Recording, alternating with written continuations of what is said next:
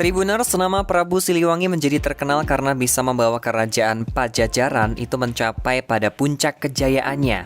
Lalu sebenarnya siapa sosok Prabu Siliwangi yang akhirnya terungkap dari berbagai catatan-catatan sejarah yang sudah Hakim siapkan untuk Tribuners semuanya. Dan di Tribun News Style kali ini, Hakim akan mengajak kamu untuk berbagi kisah tentang Prabu Siliwangi, mulai dari asal-usulnya hingga mitos dengan macan putih. Kita ketahui bersama kalau Prabu Siliwangi yang juga dikenal sebagai Prabu Dewata Pranasri Baduga Maharaja merupakan sosok yang memimpin kerajaan Pajajaran. Prabu Siliwangi memimpin kerajaan Pajajaran pada rentan waktu 1482 hingga 1521 Masehi yang masih bercorak dengan agama Hindu.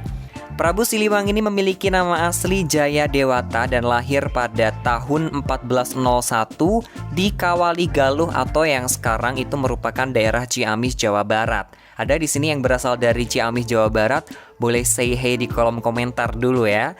Dan Prabu Siliwangi ini juga dikenal dengan nama Prabu Dewata Pranasri Baduga Maharaja yang tercatat pada beberapa prasasti yang pernah ditemukan.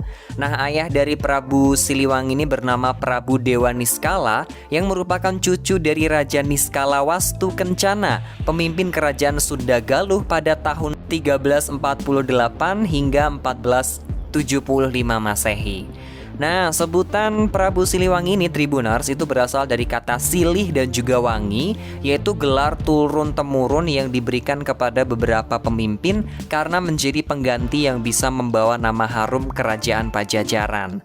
Gelar Siliwangi ini juga pernah disematkan pada Niskala Wastu Kencana, kakek dari Sri Baduga Maharaja. Namun sering berjalannya waktu, gelar Prabu Siliwangi memang lebih melekat pada Sri Baduga Maharaja. Dalam prasasti Batu Tulis, Prabu Siliwangi itu dinobatkan sebagai Raja Kerajaan Sunda dan juga sebagai Raja Kerajaan Galuh. Kerajaan Sunda Galuh atau Kerajaan Sunda Galuh ini yang kemudian dikenal saat ini dengan nama Kerajaan Pajajaran yang berada di bawah kekuasaan Prabu Siliwangi. Selain asal-usulnya, Hakim juga bakal bercerita kepada Tribuners tentang masa kejayaan Prabu Siliwangi itu kayak gimana sih. Jadi masa kejayaan Prabu Siliwangi ini terjadi saat ia memegang pemerintahan di Kerajaan Pajajaran. Nah, di bawah kepemimpinannya, Kerajaan Pajajaran selalu dalam keadaan teratur dan tentrem abadi gitu ya, tentrem dan damai sentosa gitu. Hal ini karena kebijakan Prabu Siliwangi yang menuruti wasiat sang kakek untuk membebaskan penduduk Pajajaran dari 4 macam pajak. Wow, mungkin kalau sekarang kita dibebaskan pajak sangat happy sekali gitu ya.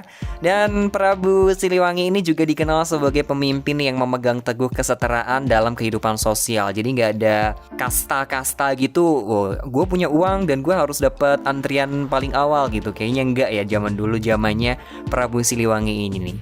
Dalam hal pembangunan, Prabu Siliwangi juga memperkuat kerajaannya di berbagai bidang.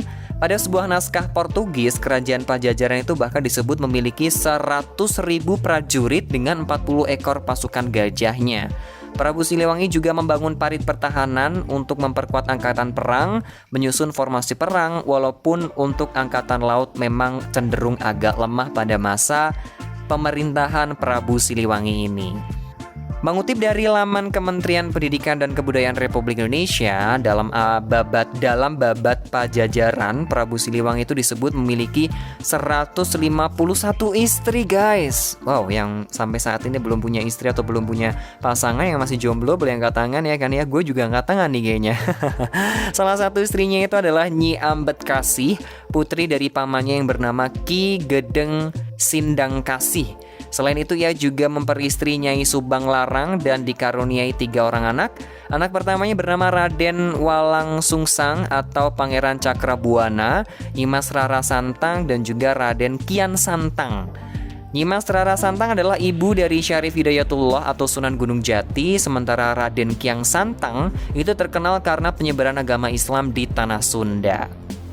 Oke, ini tadi ada silsilah serta asal-usul dan juga masa kejayaan Prabu Siliwangi. Sekarang Hakim bakal kasih tahu ke kamu semua tentang mitos macan putih yang selama ini tuh kalau teman-teman sering nonton di YouTube tuh banyak banget, bahkan di TikTok juga banyak ya. Melansir dari laman Intisari, ada sebuah cerita yang menyangkut pautkan sosok Prabu Siliwangi itu dengan seekor macan putih atau harimau putih. Nah, cerita ini tuh erat dengan kejadian pertempuran Prabu Siliwangi dengan anak kandungnya Raden Kian Santang yang mengajaknya masuk ke agama Islam. Karena menolak ajakan tersebut, terjadilah pertempuran yang membuat pasukan Raden Siliwangi terdesak. Nah, di tengah suasana tersebut, Prabu Siliwangi itu dikisahkan melakukan moksa dan berubah menjadi macan putih, sementara pengikutnya berubah menjadi macan sancang. Walaupun kurangnya manuskrip yang mendukung tentang peristiwa ini, tentang mitos ini di berbagai sejarah yang sudah ditemukan oleh para sejarawan, tapi kisahnya masih terjaga sebagai mitos yang terus diceritakan oleh masyarakat bahkan sampai saat ini. Bahkan Hakim juga menonton ya di YouTube, di TikTok tuh seru gitu loh kalau mempelajari sejarah masa lalu, termasuk sejarah Prabu Siliwangi dan juga macan putih ini. Nah, selama hidup Prabu Siliwangi itu juga memiliki peninggalan, seperti peninggalan selama dia memimpin itu adalah Babat Pajajaran, Cerita Para Hayang, Carita Waruga Guru, Prasasti Batu Tulis di Bogor, Prasasti Kawali di Ciamis, dan juga Tugu Perjanjian Portugis. Wow, ini dia ya sejarah kisah asal-usul Prabu Siliwangi hingga mitos-mitos yang terkait dengan Prabu Siliwangi dengan macan putih atau harimau putih.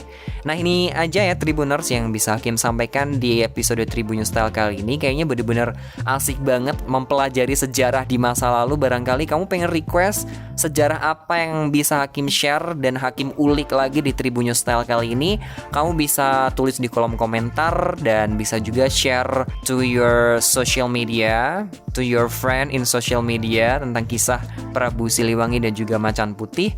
Cukup sekian yang bisa Hakim sampaikan. Thank you for the time dan sampai jumpa di Tribun News Style berikutnya untuk menceritakan sejarah-sejarah masa lalu yang lebih menarik.